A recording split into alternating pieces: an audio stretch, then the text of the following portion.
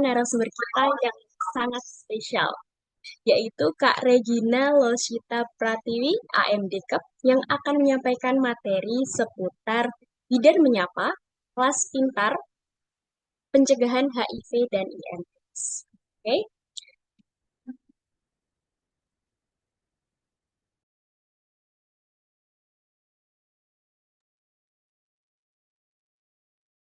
Regina adalah seorang bidan dan mempunyai pengalaman di bidangnya. Tak hanya itu, Kak Regina sering sekali menjadi seorang narasumber di berbagai kegiatan dan juga acara. Yuk kita sambut Kak Reginanya dulu, kita sapa yuk. Halo Kak Regina. Halo, Assalamualaikum. Salam. Gimana nih Kak kabarnya? Alhamdulillah baik, Alhamdulillah sehat. Alhamdulillah ya Kak. Gimana puasanya Kak? Lancar? Kebetulan lagi nggak puasa nih, Oh lagi iya. dapat jatah libur. Wah. Oke, kita langsung saja ya. Kita sambut Kak Regina Losita Pratiwi. Kepada Kak Regina, waktu dan tempat kami persilahkan untuk menyampaikan materinya. Terima kasih. Materi di-share dari saya atau dari teman-teman? Dari adminnya, Kak. Oh ya, oke, thank you. Terima kasih. Sebelumnya saya mau menyapa teman-teman semua. Apa nih panggilannya ya? Teman-teman semua aja ya saya panggil ya. Ah, Saya mau memperkenalkan diri dulu. Nama saya Regina Losita Pratiwi. Mungkin tadi sudah disampaikan juga oleh moderator. Senang sekali hari ini dapat kesempatan bisa menyapa ibu-ibu, teman-teman, dan semuanya di Zoom meeting pada hari ini. Penyampaian materi berkaitan dengan pencegahan HIV dan IMS dengan melakukan metode triple eliminasi. Seperti yang kita ketahui bersama, kondisi kehamilan ini merupakan kondisi yang utamanya sebenarnya membahagiakan bagi satu keluarga, bagi seorang ibu untuk menyambut kelahiran atau untuk menyambut keturunan setelahnya. Itu paling utama. Tapi yang berikutnya adalah melalui proses kehamilan ini ternyata banyak hal yang juga harus kita perhatikan. Bukan hanya sebagai petugas kesehatan atau petugas medis, tetapi sebagai masyarakat umum juga perlu untuk memikirkan dan melakukan beberapa hal berkaitan dengan upaya-upaya pencegahan penularan penyakit yang ternyata para ibu-ibu hamil dan ibu menyusui ini juga beresiko terhadap penularan penyakit tersebut. Mungkin secara umum atau secara awam dan secara mitos, orang-orang masih banyak walaupun di era sekarang di tahun 2026 yang kita bilang mungkin banyak masyarakat sudah modern, tapi ternyata uh, dengan bertemu dengan berbagai macam klien masih banyak yang menganggap bahwa paling utama penyakit HIV dan IMS ini adalah hanya penyakit yang akan menular pada orang dengan kategori tertentu atau dengan perilaku tertentu. Tapi nyatanya banyak sekali para ibu rumah tangga, para ibu hamil dan para ibu menyusui yang juga ternyata tertular virus dan juga mengidap penyakit ini karena proses penularan yang ternyata tidak banyak orang pahami gitu. Mungkin itu pengantar di awal, boleh dilanjut slide selanjutnya. Ya, ini pendahuluan dari saya, karena ternyata menurut data ada lebih dari 90% anak yang mengalami infeksi HIV, sifilis, dan hepatitis B itu tertular dari ibunya, karena memang melalui proses kehamilan. Dan dari data Kementerian Kesehatan Republik Indonesia ini menyatakan bahwa prevalensi infeksi HIV, sifilis, dan hepatitis B ini pada ibu hamil berturut-turut sebanyak 0,3%, 1,7% dan 2,5%. Walaupun prevalensinya terbilang kecil, kalau kita bilang dari skala angka presentasi itu kecil, tapi resiko penularannya ke janin itu cukup besar karena memang proses transmisi atau penularan penyakit tiga ini melalui lewat ibu ke janin itu merupakan proses yang sangat besar resikonya. Jadi untuk angka HIV itu di angka 20 sampai 45%, bahkan presentasinya bisa meningkat ketika si ibu tidak tahu bahwa status HIV sudah ada di dalam tubuhnya. Yang selanjutnya untuk sifilis itu ada di 69 hingga 80%, lebih tinggi lagi resikonya ketika sudah melalui proses persalinan. Dan itu lagi catatannya lagi bahwa ketika si ibu tidak tahu bahwa virus sifilis itu sudah ada di dalam tubuhnya. Yang terakhir, untuk virus hepatitis B ini justru lebih tinggi resikonya adalah di 90%. Jadi bisa dibilang hampir 90% atau 9 per 10 ibu menularkan virus hepatitis B kepada janinnya. Lanjut. Nah, apa sih cara yang bisa kita lakukan untuk paling utama tuh mengetahui apakah kita sebagai seorang ibu hamil itu memiliki virus tersebut di dalam tubuh kita atau memang tidak gitu. Nah, dari Kementerian Kesehatan itu kita punya program namanya triple eliminasi, yaitu program untuk mengupayakan mengeliminasi infeksi dari tiga penyakit tadi yang sudah saya sebutkan untuk mengurangi resiko penularan dari ibu ke janinnya. Nah, infeksi-infeksinya itu yaitu tadi HIV AIDS, lalu sifilis dan hepatitis B. Ya, program ini terintegrasi langsung lewat program kesehatan ibu dan anak dan memang menjadi bagian dari program pemerintah yang juga akhirnya para ibu hamil sebelum proses atau mendekati persalinan diwajibkan untuk melakukan tiga pemeriksaan ini. Kita sebut itu dengan pemeriksaan triple eliminasi.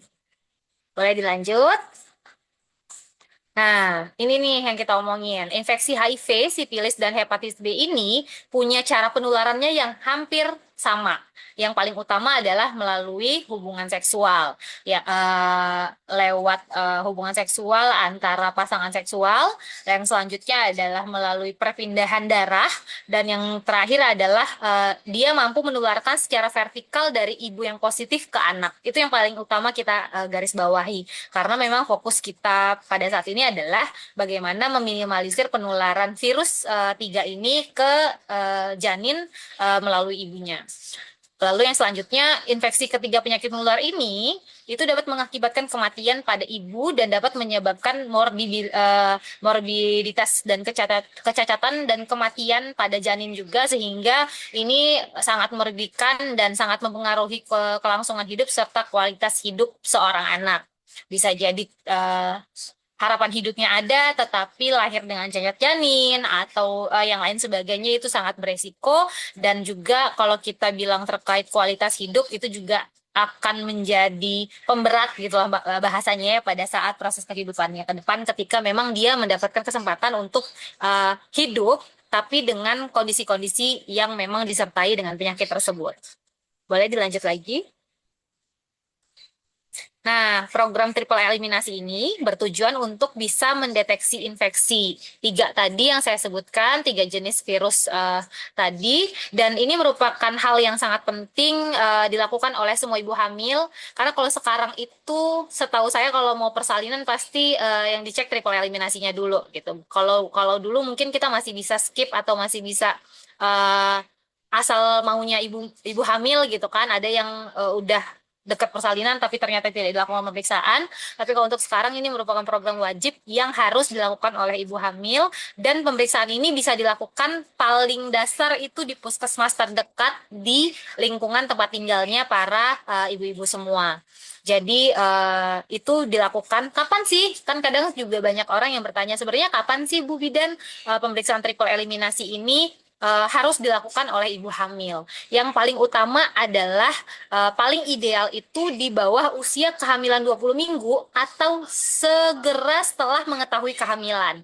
Biasanya kan umumnya kita tahu sudah usia kehamilan itu sudah masuk 4 sampai 6 minggu itu karena sudah mulai ada gejala, para ibu hamil biasanya baru mulai tes pack atau sudah menyadari telat datang bulan gitu kan di antara 4 sampai 6 minggu kehamilan.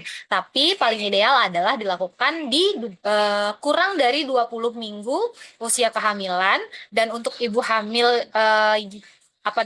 dan juga bisa dilakukan pengulangan pemeriksaan jika memang melalui tes screening tersebut si ibu hamil ini dinilai beresiko. terhadap 3 jenis virus tersebut.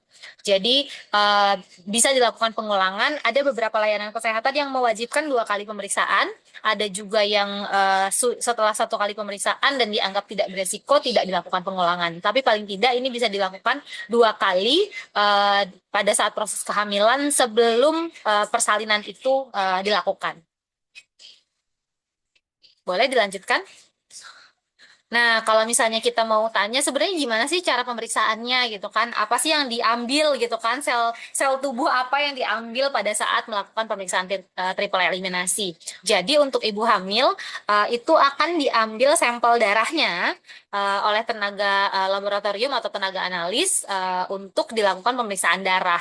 Jadi darah yang diambil itu akan dilakukan pemeriksaan HIV rapid test. Terus juga ada pemeriksaan RPR atau Rapid Plasma Regin melalui TP Rapid untuk mengetahui treponema pallidum rapidnya. Dan yang selanjutnya adalah pemeriksaan HBsAg atau pemeriksaan hepatitis B untuk tahu apakah ada virus hepatitis di dalam tubuhnya. Jadi biasanya sih sekali diambil darah lewat pembuluh darah intravena, diambil darahnya, sampelnya, lalu langsung dilakukan pemeriksaan 3 itu tadi. Kalau misalnya hanya pemeriksaan HIV kan ada 2 metode, kita bisa melakukan pemeriksaan dengan mengambil sampel darah lewat jarum suntik atau lewat jarum lancet yang biasanya ditusukkan di jari. Itu biasanya paling umum, tapi hanya untuk pemeriksaan dasar untuk HIV. Tapi kalau misalnya kita melakukan pemeriksaan 3 jenis ini atau pemeriksaan triple eliminasi, biasanya tenaga medis atau tenaga laboratorium akan langsung ambil darah melalui jarum suntik untuk langsung bisa memeriksakan 3 pemeriksaan virus tersebut. Boleh dilanjut lagi?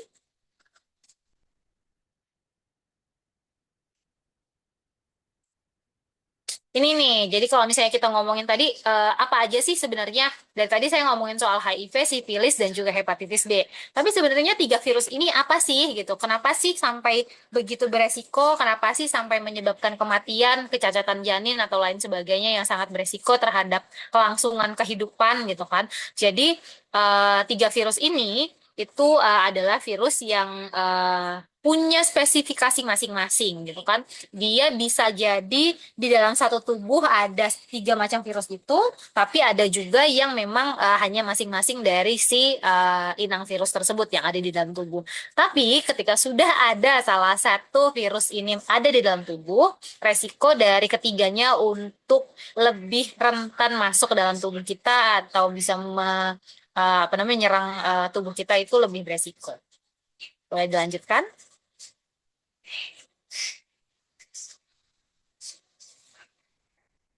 Ini dia, yang pertama itu adalah HIV. Mungkin kita sering dengar terkait virus HIV ini gitu kan. Kalau misalnya kita ngomongin HIV, secara HIV itu kan adalah singkatan. Jadi secara kepanjangannya itu adalah Human Immunodeficiency Virus. Ini adalah virus yang memang menyerang sistem kekebalan tubuh dari seorang manusia. Jadi lewat retrovirus golongan RNA ini, dia menyerang sistem kekebalan tubuh atau imunnya seorang manusia yang bisa menyebabkan penurunan daya tahan tubuh atau kekebalan tubuh yang bikin tubuh kita menjadi sangat lemah, terus juga infeksi jamur itu jadi sangat gampang untuk masuk, terus juga penularan penyakit di luar dari virus HIV ini juga menjadi sangat rentan karena yang paling utama yang diserang adalah kekebalan tubuh. Jadi terutama misalnya kita itu biasanya lebih tidak sensitif terhadap virus flu gitu kan karena memang di dalam tubuh sudah ada virus HIV-nya, kekebalan tubuhnya sudah menurun. Ada orang yang tiba-tiba lagi flu di dekat kita, kita akan gampang untuk tertular. Lalu misalnya diare yang jadi berkepanjangan dan lain sebagainya disebabkan oleh penularan virus yang menyerang tubuh kita karena imunitas kita sangat menurun. Dan yang selanjutnya, kalau misalnya si orang ini sudah terinfeksi virus HIV, itu resiko terhadap kondisi AIDS itu akan sangat akan sangat lebih rentan lagi. Jadi kalau misalnya ODA atau kita biasa sebutnya ODIF, orang dengan HIV/AIDS, itu ketika tidak mendapatkan pengobatan yang adekuat itu bisa mengarah ke indikasi AIDS-nya atau kita biasa sebut acquired immunodeficiency syndrome. Itu adalah kumpulan dari gejala-gejala penyakit yang disebabkan oleh penurunan kekebalan tubuh karena adanya virus HIV di dalam tubuh seorang manusia. Nah, eh, infeksi-infeksi ini tuh sangat rentan dan sangat akhirnya menjadi apa ya kalau bahasanya gitu tuh kayak menggerogoti tubuh kita lah gitu seiring berjalannya waktu. Dan kalau misalnya kita ngomongin masa inkubasinya, banyak pasien-pasien kita tuh pasien-pasien saya terutama yang berpikir bahwa oh misalnya saya habis melakukan hubungan seksual beresiko nih seorang pelanggan kepada pekerja seksual misalnya. Mungkin nggak sih Bu Bidan besoknya itu langsung ketularan atau misalnya mereka berpikir atau takut habis jajan dalam tanda kutip misalnya hari ini dia jajan terus minggu depan tiba-tiba dia datang ke layanan kesehatan ketemu sama saya minta dilakukan pemeriksaan HIV. Sementara masa inkubasinya itu paling cepat itu adalah 3 bulan. Jadi kalau misalnya hari ini hubungan seksual terus minggu depan diperiksa, otomatis virus HIV-nya itu belum ada, belum terbaca. Tapi sudah mungkin sudah masuk ke dalam tubuh. Seperti itu. Lanjut.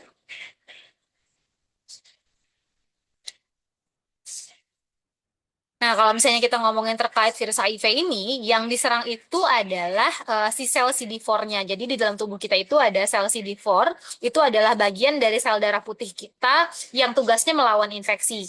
Tapi kalau misalnya sel CD4 ini dimakanin terus sama virus HIV, yang jumlahnya itu umumnya itu di angka 500 sampai 1.400 sel per milimeter kubik darah. Tapi kalau misalnya kondisinya itu dimakanin terus sama virus HIV sehingga CD4-nya turun, maka kondisi kekebalan tubuhnya akan semakin rendah. Dan hal ini berpengaruh besar pada perubahan kondisi tubuh penderita HIV untuk bisa naik ke level AIDS karena jenis virus dan juga kondisi tubuh yang semakin menurun. Seperti itu. Kalau misalnya kita ngomongin nih, cara penularannya seperti apa sih gitu? Ada beberapa media penularan dan cara penularan yang bisa beresiko terhadap penularan virus HIV ini sendiri. Kalau media penularannya, yang pertama itu ada darah, yang kedua itu ada cairan vagina dan cairan sperma, lalu yang ketiga itu ada juga lewat kita bisa sebutnya kalau biasanya kita ngomong air susu ibu. Tapi dengan tanda kutip nih, jangan sampai ada salah pengertian. Air susu ibunya tidak mengandung virus HIV, tapi proses menyusuinya itu yang bisa beresiko terhadap penularan virus HIV tersebut. Karena biasanya kan kita mami-mami tuh kalau DBF ada lecet di puting, terus bisa jadi pada bagian mukosa bayi kita itu ada juga sariawan dan ada perlukaan, sehingga lewat proses menyusui itu ada perpindahan sel tubuh atau ada perpindahan darah yang masuk ke dalam tubuh bayinya dan beresiko terhadap penularannya. Boleh dilanjut? Kalau cara-caranya, nah ini tadi. Yang pertama itu melalui hubungan seksual. Kalau kita ketahui bersama, umumnya manusia itu melakukan hubungan seksual dengan lawan jenisnya, laki-laki ke perempuan. Tapi kita tidak menutup mata bahwa kondisi saat ini banyak juga terjadi perilaku-perilaku penyimpangan seksual yang mengarah kepada hubungan seksual sesama jenis. Dan itu juga menyumbang angka resiko penularan HIV yang sangat tinggi. Apalagi kalau misalnya pasangan seksual kita juga punya resiko untuk melakukan hubungan seksual dengan sesama jenisnya lalu menjalin hubungan seksual juga dengan kita gitu kan. Itu juga sangat besar sekali resiko penularan dan sudah banyak sekali angka konseling dari para ibu-ibu rumah tangga yang ternyata menghadapi kenyataan seperti ini. Yang selanjutnya adalah lewat penularan jarum suntik. Penularan jarum suntik ini masuk ke dalam kategori penyalahgunaan narkoba. Pada saat para pengguna narkoba ini menggunakan jarum suntik, biasanya mereka ketika pakau akan ganti-gantian dan ada beberapa yang pilih paket hemat gitu kan karena harganya juga nggak relatif murah. Mereka bergantian menggunakan jarum suntik, terutama jarum suntik ini kan sangat tidak bisa untuk diakses secara umum atau dibeli secara umum di apotek dan lain sebagainya, sehingga mereka memanfaatkan jarum suntik yang ada untuk digunakan bergantian. Nah, media darah ini yang berpindah dari jarum suntik di tubuh si A ke tubuh si B itu yang beresiko terhadap penularan virus HIV.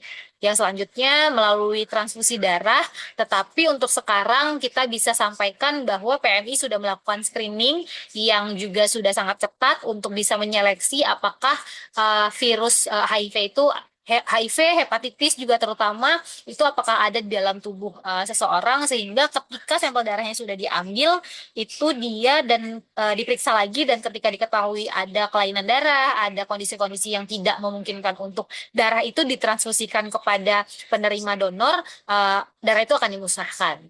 Dan yang terakhir, dari ibu ke bayi, seperti yang tadi saya sampaikan, resiko penularan ini bisa beresiko lewat yang pertama, proses persalinan per vaginam. Yang kedua adalah proses menyusui dari ibu ke bayinya lewat BBS. Seperti itu. Boleh dilanjut lagi? Nah, ini kalau misalnya kita ngomongin terkait tahapan dari HIV tadi, yang seperti sebelumnya saya sudah cerita bahwa ada pasien yang pada hari ini melakukan perilaku beresiko atau hubungan seksual beresiko, dia langsung mau melakukan pemeriksaan di seminggu pertama gitu kan, sementara window periodnya itu masih belum gitu, dia masih belum terbaca lewat pemeriksaan HIV. Jadi ada fase pertama yaitu window period atau masa jendela, di mana tubuh yang sudah terinfeksi itu pada antibodi tubuhnya belum terbaca adanya virus HIV. Dan fase ini biasanya berlangsung antara 2 sampai 3 bulan dan juga tidak terdeteksi tapi sudah bisa menularkan kepada orang lain. Jadi biasanya itu tadi hubungan seksual dengan orang yang HIV di dalam tubuhnya ternyata sudah tertular selama 2 minggu sampai 3 bulan, dia sudah pernah cek tapi menurutnya negatif. Setelah itu dia melakukan hubungan seksual beresiko lagi dengan orang lain, itu beresiko untuk apa namanya menjadi bola salju yang terus menularkan kepada orang lain sementara statusnya dia belum tahu. Nah, gejala-gejala ini umumnya timbul tapi merupakan gejala-gejala yang samar. Kita juga nggak bisa mengkategorikan nanti tiba-tiba ada yang aduh kok saya ngerasa badannya nggak enak, terus ada ruam di kulit, nyeri tenggorokan nih jangan-jangan HIV lagi, enggak. Jadi sebenarnya kalau kita bilang orang yang positif HIV itu atau orang yang di badannya sudah ada virus HIV, itu bisa dibilang gejalanya sangat samar dan tidak bisa dikategorikan. Jadi kalau dulu, kalau saya edukasi ke teman-teman yang SMA, biasanya mereka kasih pertanyaan nih, Kak Regina, kalau misalnya mau tahu orang yang HIV gimana caranya ya, gitu kan. Terus saya cuma suruh mereka pulang, sampai di rumah silahkan ke kamar dan berkaca, yang ada di kaca itu adalah orang yang mungkin positif HIV. Jadi karena kita juga nggak bisa mengetahui apakah di tubuh kita ada virus HIV atau tidak tanpa melakukan pemeriksaan HIV secara berkala. Yang kedua itu ada fase kedua, di mana fase ini biasanya tanpa gejala. Seperti yang tadi saya sampaikan, nggak ada gejala, nggak kerasa apa-apa, tapi ternyata penyebaran virusnya itu sudah sangat luar biasa, sudah makanin CD4 atau sel imun kita, dan fase ini berlangsung 2 sampai 3 tahun, atau dengan gejala ringan itu biasanya 5 sampai 8 tahun. Mereka masih merasa harapan hidupnya masih oke, hidupnya masih fine-fine aja. Kalau yang memang pola lifestyle-nya memang mengarah kepada lifestyle yang memang beresiko, ya dia akan terus memutar si bola salju itu, menularkan, menularkan, dan menularkan, sementara dia merasa bahwa tubuhnya sehat-sehat aja. Sementara di tahun berjalan, dia sudah masuk ke dalam fase ketiga, di mana AIDS itu atau Acquired Immunodeficiency Syndrome, dan yang biasa kita sebut kumpulan dari gejala penyakit karena si virus HIV ini sudah ada di dalam tubuh. Masa terminalnya itu sudah masuk di dalam masa tubuhnya, kekebalan tubuhnya udah turun drastis, dia tiba-tiba langsung punya banyak banget gejala penyakit. Bisa jadi ini seperti yang tertulis di PowerPoint adalah peradangan mukosa, terus juga ada infeksi jamur di mulut sariawan yang banyak dan berlangsung lama, diare berbulan-bulan, kondisi kekebalan tubuh yang menurun, rentan tertular virus dan penyakit yang lainnya. Itu baru disadari bahwa oh, ketika sudah masuk di dalam fase AIDS ini biasanya ketika kita periksa itu si virus HIV-nya kan sudah benar-benar terbaca. Nah, tapi itu sudah bisa dikategorikan sebagai kategori yang lumayan terlambat karena dia sudah masuk ke dalam kategori masa AIDS-nya. Tetap masih bisa diberikan pengobatan untuk menekan jumlah virusnya, tapi bukan untuk menyembuhkan. Jadi kalau misalnya kita ngomongin soal HIV ini, ada juga pertanyaan yang timbul, ada nggak sih sebenarnya obat HIV? Ada nggak sih sebenarnya obat untuk menyembuhkan HIV?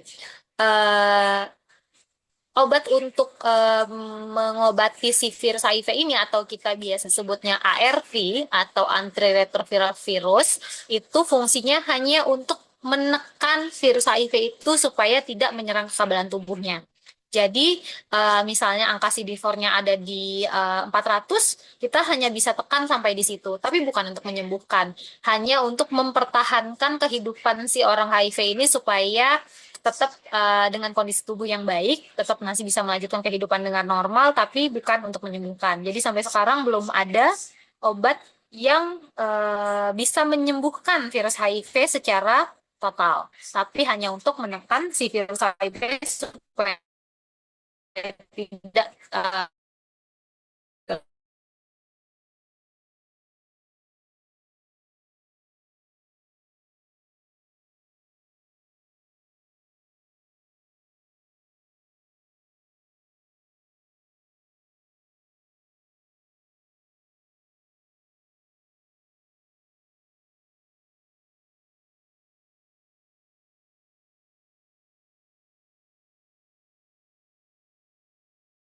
adalah pintu masuk untuk virus HIV ini ada di dalam tubuh seorang manusia. Jadi melalui berbagai penelitian ini banyak negara yang melaporkan bahwa infeksi sifilis itu punya resiko 3 sampai 5 kali terhadap penularannya virus HIV. Boleh dilanjut lagi?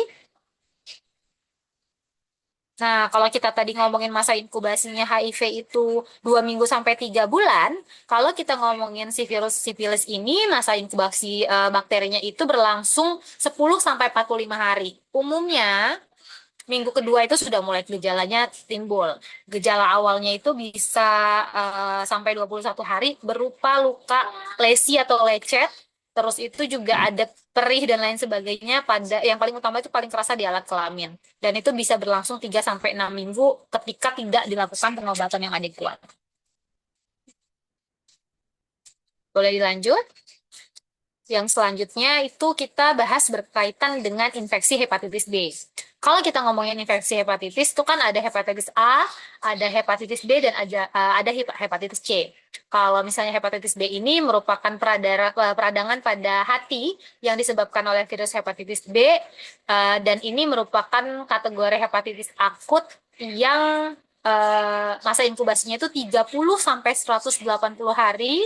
Terus dia bisa dibilang hepatitis kronik ketika orang tersebut sudah masuk dalam kurun waktu 6 bulan. Dan penyakit ini juga tanpa gejala dan bisa mengakibatkan kematian hingga sangat diperlukan pemeriksaan laboratorium untuk menegakkan diagnosa dan pengobatan yang paling baik untuk para orang yang terinfeksi virus HIV ini. Boleh dilanjut?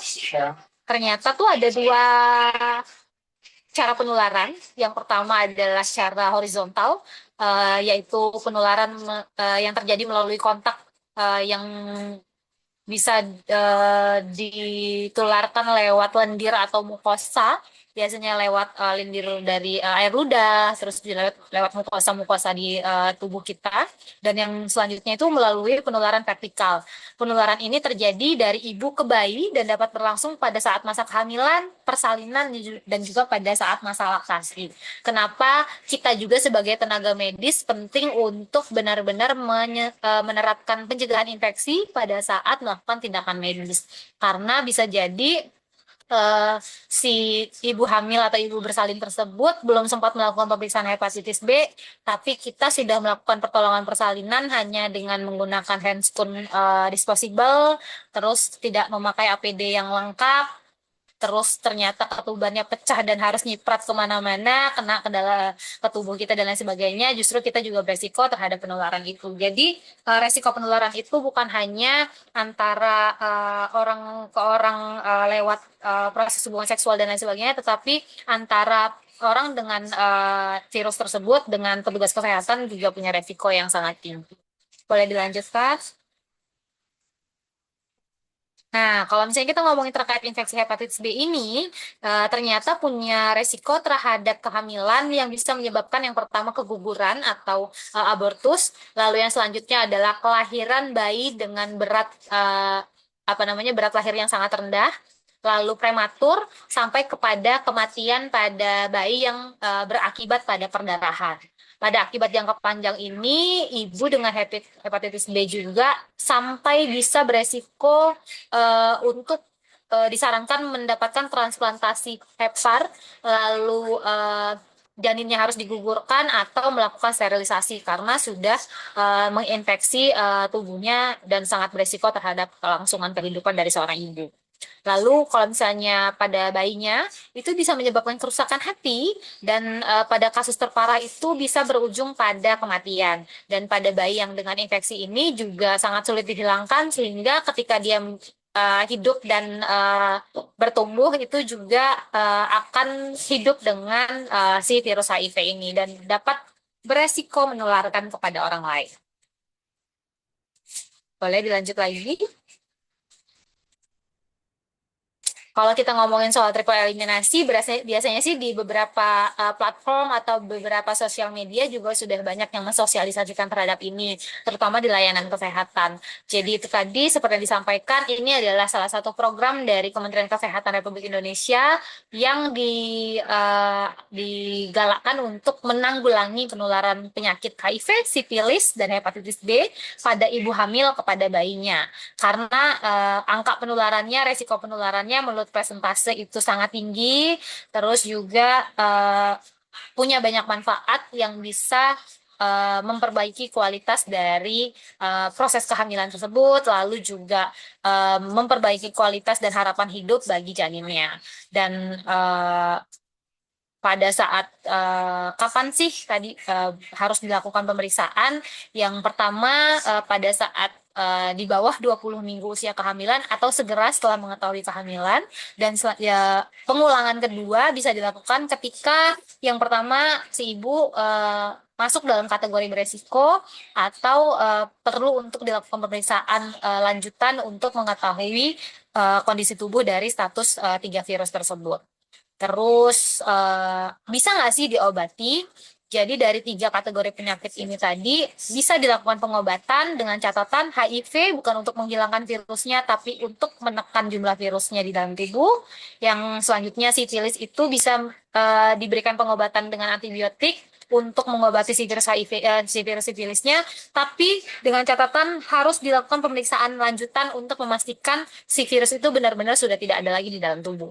Yang terakhir, untuk hepatitis B, itu akan ada pemeriksaan lanjutan dan pemeriksaan bertahap sampai diputuskan atau ditegakkan diagnosa oleh dokter spesialis untuk pengobatan apa yang bisa diberikan kepada ibu atau orang dengan virus hepatitis tersebut.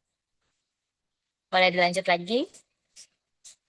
Ya, mungkin itu yang bisa saya sampaikan berkaitan dengan triple eliminasi. Saya persilahkan untuk para peserta untuk bisa memberikan pertanyaan berkaitan dengan materi yang disampaikan. Selanjutnya nanti boleh diajukan beberapa pertanyaan dan kita melakukan tanya jawab. Terima kasih. Oke, terima kasih kepada Kak Regina untuk materi yang sangat menarik dan bermanfaat ya pastinya. Selanjutnya kita akan memasuki sesi tanya jawab. Bagi teman-teman dan bunda-bunda semua yang ingin bertanya, silahkan klik reaction raise hand atau menuliskan pertanyaannya di kolom chat. Dan jangan lupa untuk on mic ya. Nah, ini nih yang paling ditunggu ya. Sebagai bentuk apresiasi dari Kak Regina, pada sesi kali ini akan ada hadiah ASI Booster dari produk Home Ice Indonesia. Untuk tiga penanya terbaik yang akan dipilih dari pertanyaan yang masuk. Jadi, bagi peserta yang ingin bertanya, masih ada kesempatan untuk menyampaikan pertanyaannya. kami persilahkan. Jika ada yang bertanya, silahkan bertanya.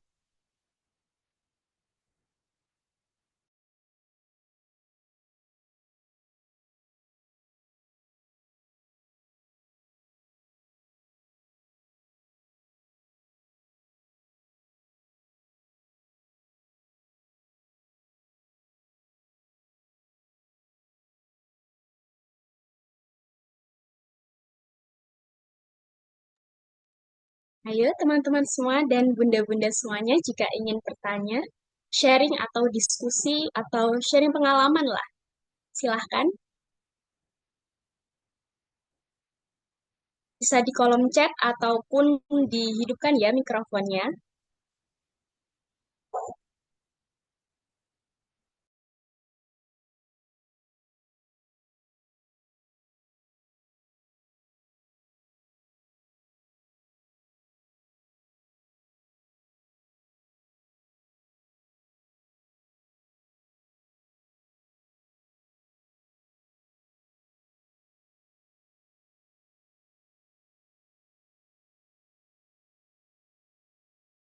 Yuk teman-teman semua yang ingin bertanya, mumpung masih ada kesempatan untuk bertanya ya. Jadi nanti 3 penanya terbaik akan mendapatkan 3 gift nih, ASI booster dari Kak Regina.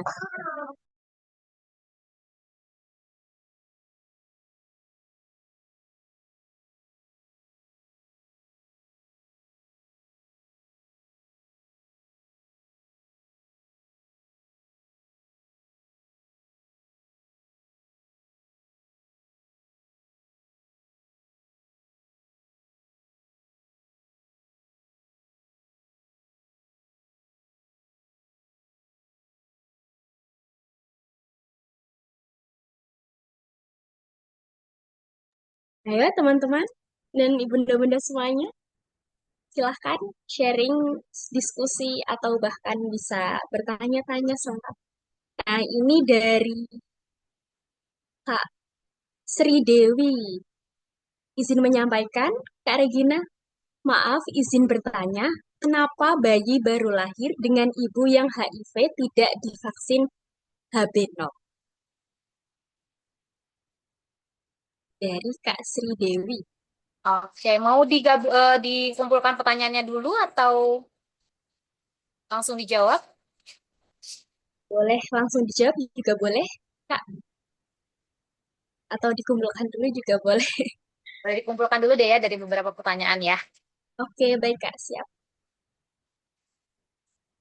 Ayo teman-teman semuanya jika ada yang bertanya,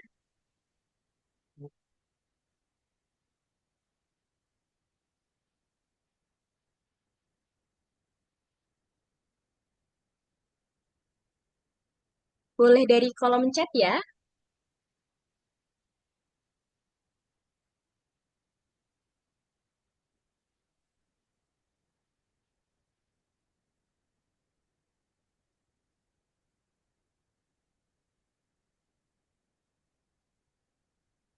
Apakah ada pertanyaan lagi dari teman-teman atau bunda-bunda sekalian? Kami tunggu ya pertanyaannya. Jadi untuk 3 penanya terbaik nanti akan mendapatkan produk dari Mom Ice ya, yaitu ASI Booster. Ayo bunda-bunda dan teman-teman sekalian.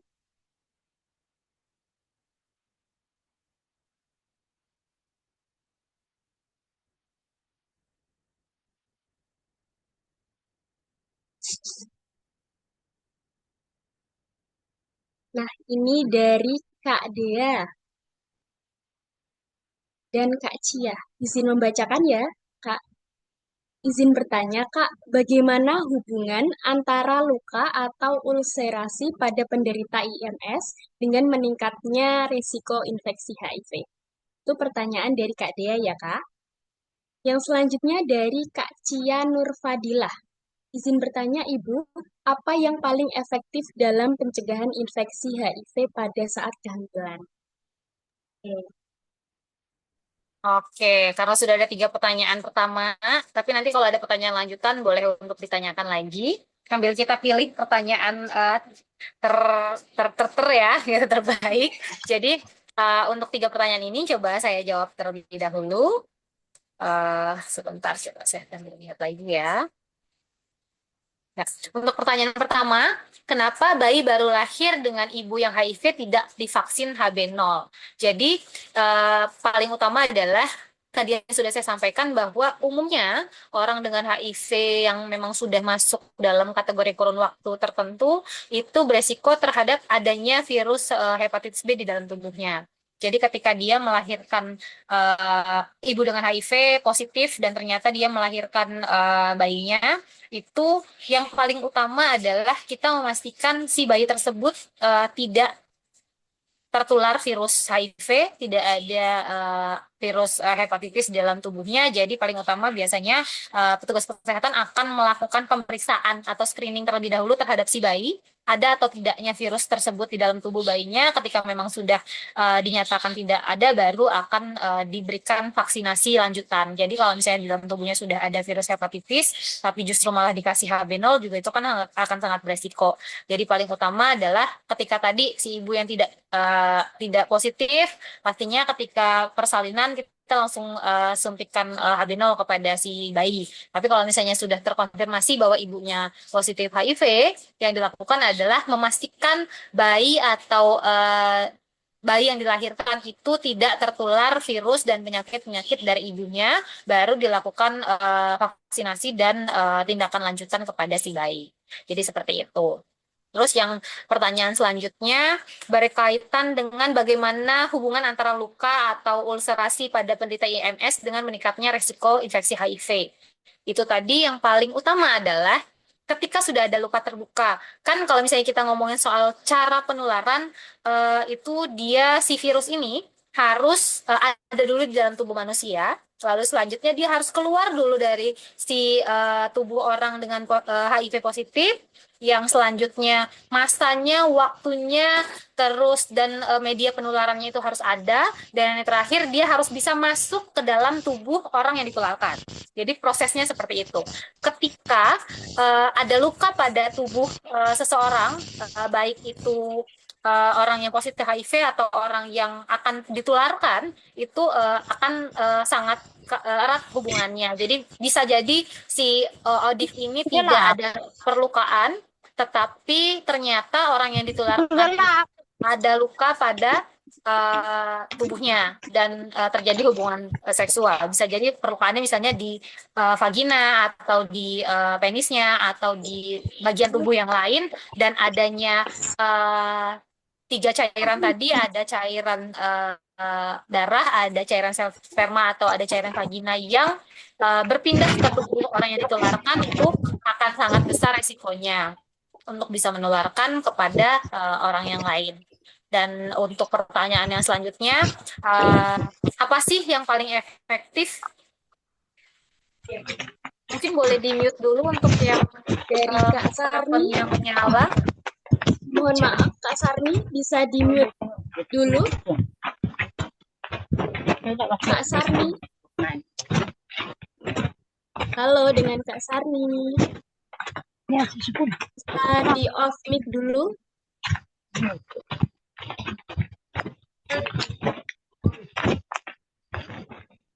Halo Kak Sarni, Bawa apa itu? bisa di-off mic dulu, Awet. dimatikan dulu Ayo mic-nya, masak. karena masih sesi tanya jawab ya.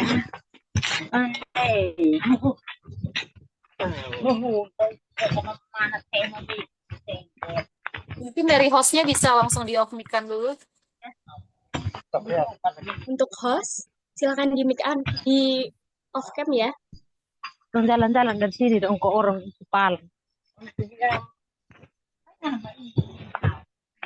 Untuk adminnya, mohon maaf, di off mic-kan dulu ya dari Kak Sarninya.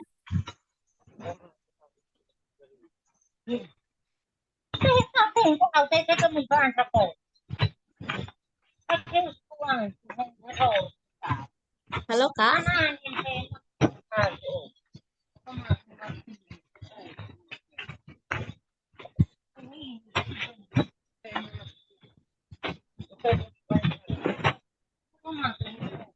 Masih kami sayur. Halo Kak Sarni, Mam, hei masuk gelap. sepertinya dia tidak mendengarkan Kak. Iya, Halo admin, Mbak Tinus kayaknya dia mau ono tomat. Kau dia baru. permisi Kak.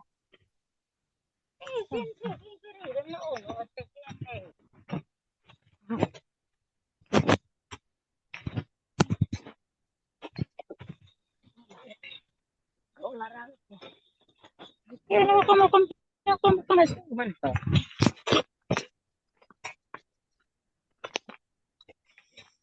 Orang aktif itu apa ya?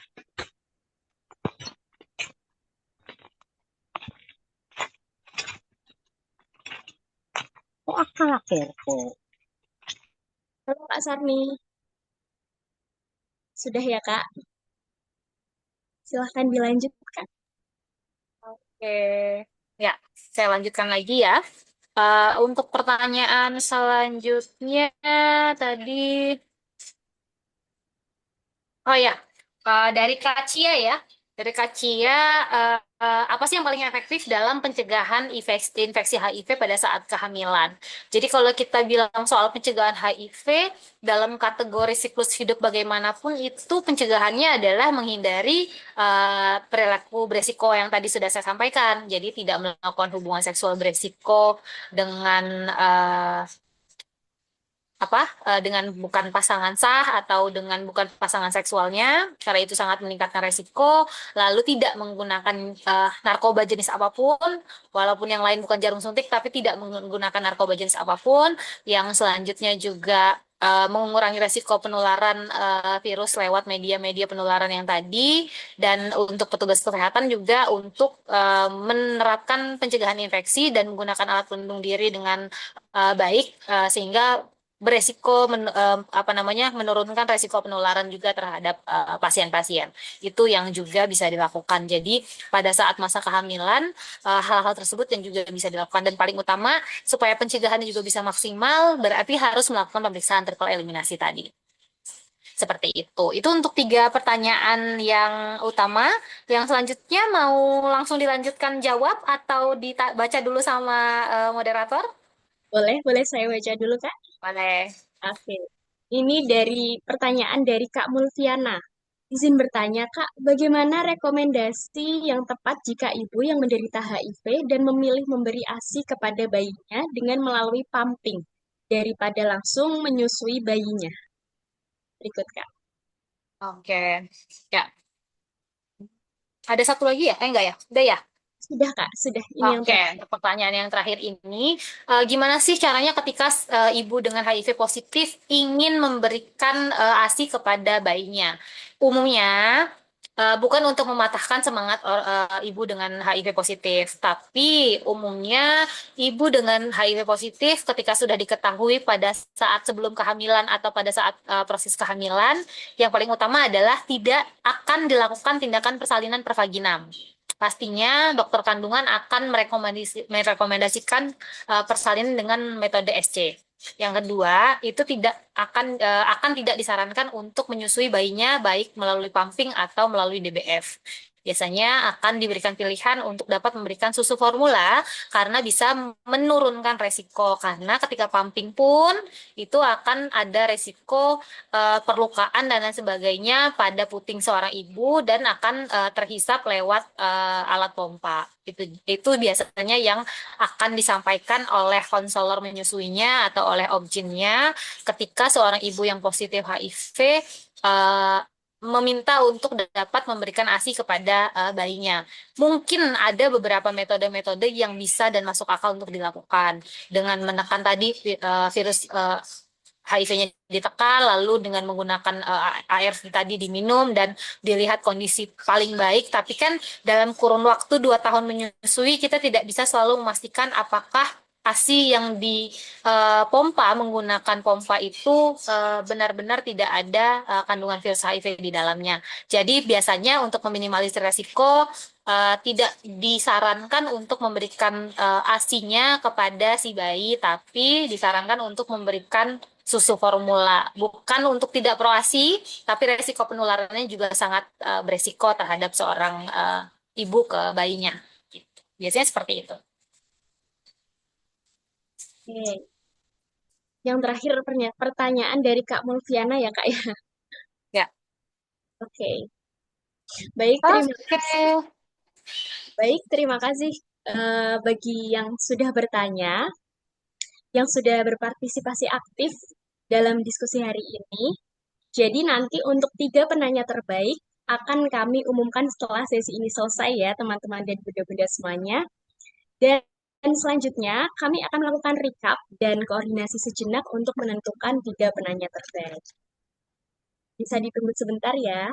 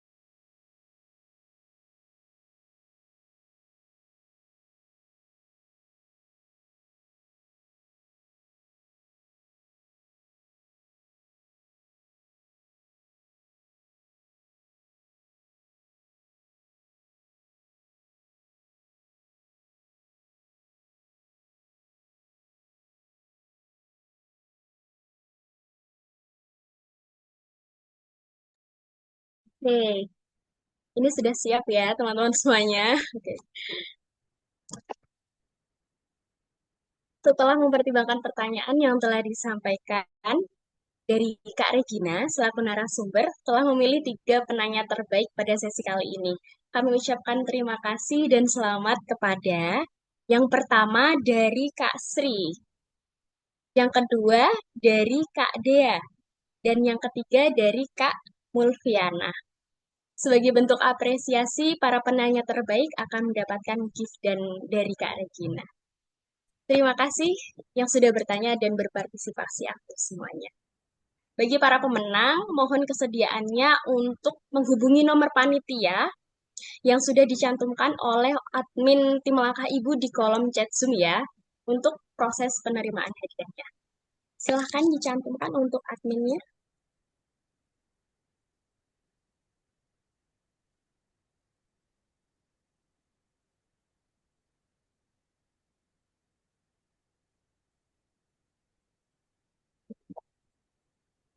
Oke, sudah dicantumkan ya sama admin tim langkah ibu.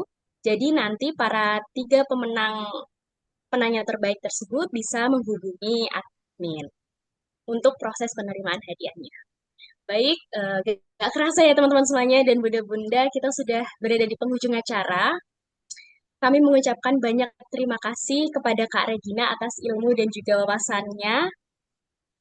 Dan pastinya tak lupa kami juga mengucapkan terima kasih kepada teman-teman tim langkah ibu dan juga peserta yang sudah aktif bertanya, yang sudah menjadi tiga penanya terbaik tadi ya. Semoga materi hari ini dapat menambah wawasan dan memberi manfaat bagi kita semua. Amin ya rabbal alamin. Saya selaku moderator mohon maaf jika ada salah kata selama memandu kegiatan berlangsung. Akhir kata saya ucapkan terima kasih atas perhatiannya. Atas perhatiannya sampai jumpa dan sekian. Wassalamualaikum warahmatullahi wabarakatuh. Waalaikumsalam warahmatullahi Waalaikumsalam wabarakatuh. Terima warahmatullahi kasih semuanya. wabarakatuh. Ya, Sampai jangan jumpa lagi keluar ya. dulu ya. Kita ada sesi dokumentasi dulu nih. Yang terakhir ya. Bisa di on cam semua ya. Bisa on cam teman-teman dan bunda-bunda.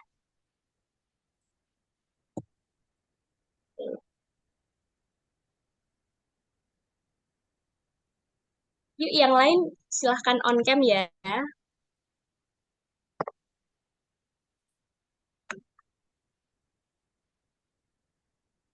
Wow, pada cantik-cantik semua ya. Semangat nih, tetap semangat semua nih ya. Bulan puasa. Oke. Sudah siap semua? Oke, kalau sudah siap, di slide pertama, satu, dua, tiga. Oke, kita lanjut ya ke slide kedua. Satu, dua, tiga. Oke, slide-nya sampai dua saja ya. Oke, bagi yang ingin meninggalkan halaman Zoom, diperkenankan. Salif ya. Terima kasih teman-teman dan bunda-bunda sekalian. Terima kasih semuanya. Terima kasih juga Kak Regina. Salam.